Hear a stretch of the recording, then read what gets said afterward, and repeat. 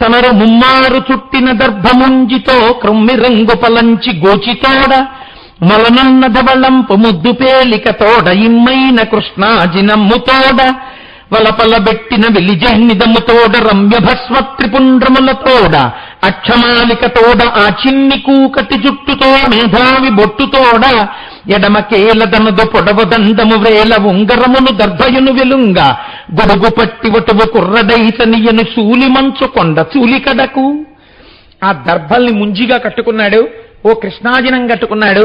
బ్రహ్మచారి ఎలా ఉండాలో అలా ఓ గోచి పెట్టుకున్నాడు, ఎడం చేతిలో ఓ కర్ర పట్టుకున్నాడు, చక్కగా విభూతి రేఖలు పెట్టుకున్నాడు, ఓ చక్కటి బొట్టు పెట్టుకున్నాడు, వెనక ఒక పిలక పెట్టుకుని ఒక బ్రహ్మచారి వచ్చినట్టుగా పార్వతీదేవి తపస్సు చేస్తున్నటువంటి ప్రదేశానికి బయలుదేరి వచ్చాడు. నిజంగా బ్రహ్మచారి రూపంలో వచ్చినటువంటి శంకరుడి యొక్క అందంటండి జగత్తు మోహించింది ఆయన అందాన్ని చూసి. ప్రవరాఖ్యుడు వస్తే మనుచరిత్రలో అంటారు మహానుభావుడు అలసాని పెద్దనగారు, అర్ధచంద్రునితే తన మగలించులలాట పట్టి తీర్చిన గంగమట్టితోడ చెక్కుటద్దములయందు జిగివల్లువలు చిందురమణీయమణి కుండలములతోడ పసిడి వ్రాత జలంగు మిసిమిదోప జలంగు వరుణాంశ కొత్తరీయంబుతోడ సరిలైన రాకట్టు జడురామల కట్టు బెడగారు నీర్కావి పింజతోడ ధవళ ధవళమలగు జన్నిదములతోడ కాశికాముద్దైడిన ఉంగరంబుతోడ శాంత రసముప్పు బ్రహ్మ తేజంబుతోడ ప్రవరుడయ్యవి యచ్చర ప్రవరుడపుడు అంటారు. ఒక బ్రాహ్మణుడు తెల్లటి జంజంతో బయలుదేరుస్తుంటే ప్రవరాఖ్యుడు ఎంత అందంగా ఉన్నాడో ఆ వరూధిని వృత్తాంతంలో చూపిస్తారు. అలా అంత అందగాడిగా బ్రహ్మచారిగా బయలుదేరి ఆవిడ తపస్సు చేసుకుంటున్నటువంటి ప్రదేశం దగ్గరికి వచ్చాడు. వచ్చి పార్వతీదేవి వంక చూశాడు. చూసి ఇప్పుడు అందంగా కనపడడానికి అవకాశం ఉందండి ఆవిడ. ఇప్పుడు అంటున్నాడు, నీ తల్లిదండ్రులెవ్వరకో నిరజలోచన ఎవరీవు నీవే తపమేల చేసెదవు అదెవ్వరకో నిలువాడు తానో తరణీలలాల భువనోన్నత మోహనమూర్తి రాజసంకేతము మానియి అడవికేగి తపం బిటు చెయ్యనేటికిన్. హిమవంతుని యొక్క కుమార్తెవి, హైమవతివి, పార్వతివి, రాశీభూతమైనటువంటి సౌందర్యం. ఈమె తల్లి ఎవరు తండ్రి ఎవరు తెలియని వాళ్ళే అడుగుతున్నాడు. ఇంత అందంగా ఉందే ఇక్కడికి ఎందుకొచ్చింది? అరణ్యంలో కూర్చుని పెళ్లి కావలసిన పిల్ల తపస్సు చేయడం ఏమిటి? ఎవరిని భర్తగా పొందాలనుకుంటోంది? ఎందుకింత గొప్ప తపస్సు చేస్తోంది ఈవిడ? అసలు ఈవిడ ఏమిటి? ఈవిడ కథ ఏమిటి? ఈవిడ కారుణ్యం ఏమిటి? నాకు చెప్పవలసింది అని చెప్పి ఆ చుట్టూ ఉండేటటువంటి చిలికెత్తెలను అడిగాడు. చిలికెత్తెలు అన్నారు, తల్లి మేనక పుణ్యకామిని తండ్రి కొండలరాజు ఈ మొల్లగంధికి గౌరి నానం మూడు కన్నుల దేవరున్ వల్ల భొండని కోరి సేయును వరజాక్షిత పంబు మెమెల్ల దాసులమై చరించదమింటికి మునివల్లభా. ఈమె హిమవంతుని యొక్క కుమార్తె, పేరు గౌరి. మూడు కన్నులున్నటువంటి పరమశివుణ్ణి భర్తగా పొందాలని ఈవిడ తపస్సు చేస్తోంది. ఓ ముని, ఇది ఆవిడ యొక్క కథ అని చెప్పారు. ఆయనన్నాడా బ్రహ్మచారి అసలు ఇలా మాట్లాడచ్చండి? బ్రహ్మచారి స్నాతకం చేసే వరకు అద్దమే చూసుకోకూడదు, అప్పుడు చూపిస్తారు అద్దం. ఏమండి శర్మగారు? అద్దం చూసుకోకూడదు, క్షురకర్మ చేసుకోకూడదు, భార్య ఇచ్చే మొదటి తాంబూలం వరకు తాంబూలం వేసుకోకూడదు. ఇన్ని నియమాలు ఉన్నాయి. అసలు అలా ఎక్కడ ఉన్నాయిలేండి, అవన్నీ పుస్తకాల్లో ఉన్నాయి. కాబట్టి ఇప్పుడు ఆ బ్రహ్మచారి ఆవిడ్ని చూసి అంటున్నాడు, ఒక స్త్రీ సౌందర్యం గురించి బ్రహ్మచారి మాట్లాడచ్చు అసలు.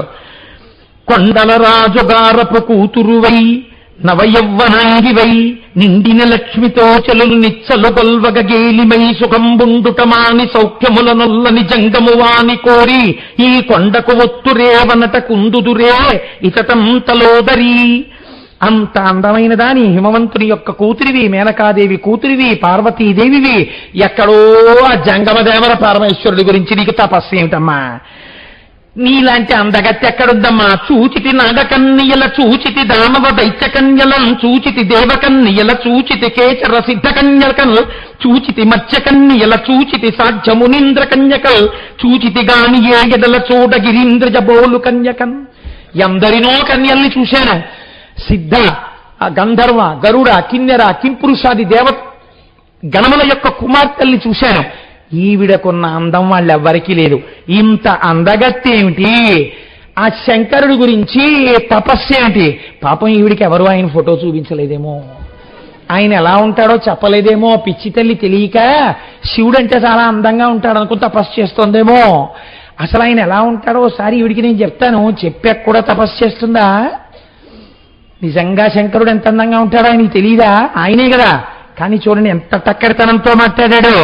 తరలాక్షియాతండు ధనవంతుడందమా కొరివేడిన కాని కూడు లేదు. తల్లి ఎంత గొప్పవాడు కావాల్సి వచ్చాడమ్మా. ఏ ఆడదైనా లోకంలో ఏం కోరుకుంటుంది? తనకు అన్నం పెట్టేవాడు కావాలంటుంది. ఈయన నీకన్నం పెట్టడం కాదమ్మా, బ్రహ్మకపాలం చేత్తో బచ్చుకుని ఇంటింటి ముందు నిలబడి భవతి భిక్షాందేహి అంటుంటాడు. అంతటి మహాజ్ఞాని. తను అడిగి తెచ్చుకుంటే తప్ప తనకే అన్నం లేదు. ఈయన దొరికాడు అమ్మ నీకు భర్తగా. తరలాక్షియాతండు ధనవంతుడంతమా కొరివేడిన కాని కూడు లేదు. చిన్నారి వయసున చిన్నవాడందమా ఎన్నటి వాడకో ఎరుగరాదు.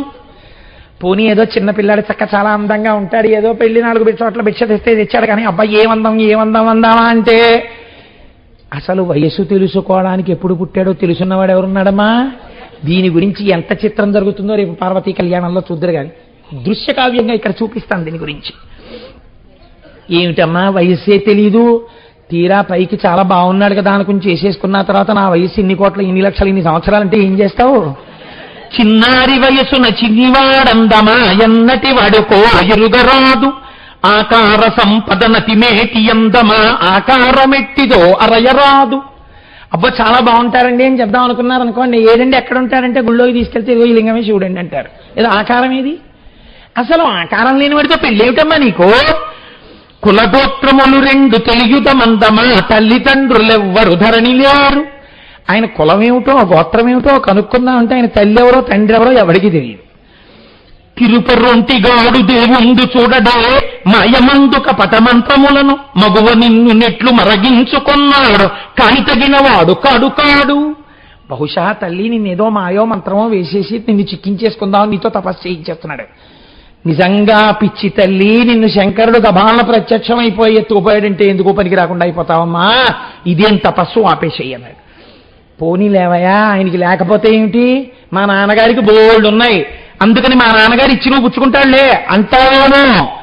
ఆయన బుద్ధి ఎటువంటిదో తెలుసా? ఒకళ్ళు ఇస్తే పుచ్చుకోడు, ఆయనకున్నవే వాడుకుంటాడు. ఆయనకున్నవేమిటో తెలుసా తల్లి? నేను చెప్తాను విను.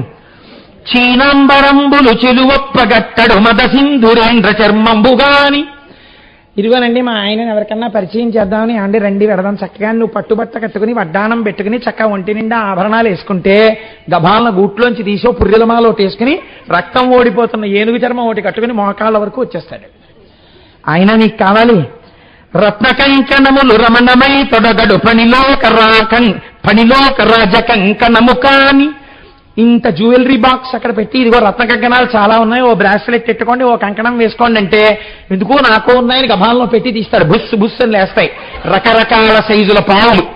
అందులో పెద్దదాన్ని తీసి ఇలా మెళ్ళలో వేసుకుంటాడు, ఇంకోటి తీసి ఇలా కింద నుంచి వేసుకుంటాడు, ఇంకో దాన్ని ఇలా బోర్లా వేసుకుంటాడు, ఇంకోటి ఇలా తిరిగి ఇలా నించుని ఉంటుంది పడగ విప్పి, కాళ్ళకి పెట్టుకుంటాడు, చేతులకు పెట్టుకుంటాడు, మోచేతులకు పెట్టుకుంటాడు, వీలైతే కొప్పుకు కూడా చుట్టుకుంటాడు. చుట్టుకుని నీ వెంట బయలుదేరుతాడు. ఇక చూడు ఎంత అందంగా ఉంటుందో. ఎవరింటికి వెళ్తే ఎవరు రానిస్తారు తలుపు తీసి? మా అక్కడే ఉండండి మేమే బయటకు వస్తా ఉంటారు. నీకెందుకమ్మా? చందన గంధం భుజానడై పూయడు మద పంచబాణ భస్మంబు కాని. అయ్యో భర్త కదా, చక్కగా సంతోషంగా ఏదో కాస్త చందనం రాద్దాం, ఆయన ఒళ్ళు సువాసన వస్తుంది అనుకుని నువ్వు గంధం పట్టుకెళ్ళి రాస్తానంటే అబ్బెబ్బెబ్బెబ్బెబ్బ ఇవేం నాకు వద్దని మన్మధుణ్ణి కాల్చి చేసిన బూదోటి డబ్బాలో పెట్టుకు తిరుగుతూ ఉంటాడు. అస్తమానం తాంబూలం వేసుకునే అలవాటు ఉన్నవాడు తామలపాకులు వక్కలు పెట్టులో పెట్టుకెళ్ళిపోతున్నట్టు. అందుకని అదిగో ఆ బూది తీసి అందరూ చక్క సువాసనతో పౌడర్ రాసుకుంటే మన్మధుణ్ణి కాల్చి చేసిన డబ్బా తీసి ఇలా ఇలా వేసుకుని ఒళ్ళంతా రాసేసుకుంటాడు ఆ బూడిద ఒంటి నిండా. యురనందనల్ల డొలకులలో కాని. పోన్లేండి ఏమండి ఎక్కడ మన కాపురం ఎక్కడ తీసుకున్నారు ఫ్లాట్ అంటే, మనకి ఫ్లాట్లు ఎందుకో ఎవరో చోట మనం అంటాడు, రుద్రభూమికి వెళ్ళిపోదాన్ని రమ్మంటాడు. పువ్వుల దండలు భోగియే తురముడు వెలయింత లేని రే వెలుగు కాని. ఓ పుష్పహారం ఇచ్చి వేసుకోండి స్వామి అని నువ్వు ఇలా సిగ్గుపడుతూ పట్టుకెళ్తే నాకెందుకు అవన్నీ అని చంద్రబింబాన్ని ఓ రేఖ ఒకటి తీసి ఇక్కడ ఇలా పెట్టుకుంటాడు ఏమిటో ఓ చెప్ప పిన్నెట్టుకున్నట్టు. కాబట్టి యురనందనల్ల డొలకులలో కాని యొనసిహయనెక్కడెద్దుగాని. ఓ సింహం నీకు వాహనం తల్లి, నువ్వు సింహాన్ని అట్టుకొచ్చి రండి పోని ఇద్దరం నీ మీద వెళ్ళిపోదాం గబగబా అంటే ఎందుకు? నాకు ఉంది కదా ఎద్దు అంటాడు. అది లేచి మెల్లిగా ఇలా ఇలా ఇలా ఇలా వస్తుందో ముసలెద్దు ఒకటి ఉంది, ఆయనకి అది ఎక్కుతాడు. శిలువ ఏమి చెప్ప సిగ్గెయ్యడిని వెర్రి అనగనెప్పుడు శివుని వినవే చెప్పుమా. ఇదేమిటి తల్లి, ఎవరికైనా చెప్పుకుంటే సిగ్గుచేటు వెర్రి ఏమిటి, ఆ శివుణ్ణి పెళ్లి చేసుకోవడం ఏంటి? తన గురించి తాను ఎంత గొప్పగా ఇంట్రడ్యూస్ చేసుకున్నాడో చూడండి. అమ్మవారి యొక్క వైభవాన్ని ప్రకాశింపచేయడానికి, తన పెళ్లి తాను పాడు చేసుకోవడానికి శంకరుల్లా చెప్పుకునేవాడు ఎక్కడుంటాడండి? నిధిని లేని వాడ మోహనాకారంద తరుణి నిన్ను నేల తగినవాడ నన్ను తగిలి నీవు నా వెంట జనుదెమ్ము వనటకుంద నేల వనజనేత్ర. నిన్ను పెళ్లి చేసుకోవడానికి నేను యోగ్యుణ్ణి, బ్రహ్మచారిని. ఎంత బాగుందనో చూసావా? దా చిటికిలి వేలెట్టుకు తీసుకుపోతానన్నాడు. అంటే పార్వతీదేవి అంది, అనుడు వినదగని మాటలు కొనకొని వీడాడనేని కూకటి వేగంబున బట్టి వనము గడలగన నలుపీడే చెలుల కంతయాన తీర్చం. వీడి ఇష్టం వచ్చినట్టు మాట్లాడుతున్నాడు శంకర గురించి. ఎవడి ధూర్త బ్రహ్మచారి మెడపట్టి తోసేసలు బారైంది వీడండి. గబగబా చెలికెత్తెలందరూ వచ్చి తోసేయడానికని సిద్ధపడుతున్నారు. అటు ఇటు వెళ్ళిపోతూ అంటున్నాడు, నన్ను పట్టుడు వశమే న్యాయంబుగా ఇప్పుడు నన్ను చిన్నగా చూడవద్దు నినుడ వినుడైన బ్రహ్మం నన్ను పట్టగలేరు చిక్కబడునే నాబోటి నీ చేత నీ సన్నంబైన తలంపువో విడువువో చంద్రస్య లింకయ్యడిన్. నన్ను పట్టుకుందాం వస్తున్నారు కదా, నారాయణుడు చతుర్ముఖ బ్రహ్మ నన్ను పట్టుకోలేరు. పిచ్చాళ్ళల్లారా, ఆడపిల్లలు మీరు నన్ను పట్టుకుంటారా? ఏది పట్టుకోండి చూద్దామని పరిగెడుతున్నాడు. పరిగెడుతుంటే మాటలు వేయినేమిటికి మహిళలారవి నుండు చెప్పదన్ పాటల గంధి నాకుటకు భామినికే తగుదున్ వరింప ఇచ్చోటని పెండ్లియాడదను సుందరి ఏరతి వససేయునో మాతముగాగ నారతుల వారకతే చదనంచుపల్కెదన్ అంచుపల్కగన్.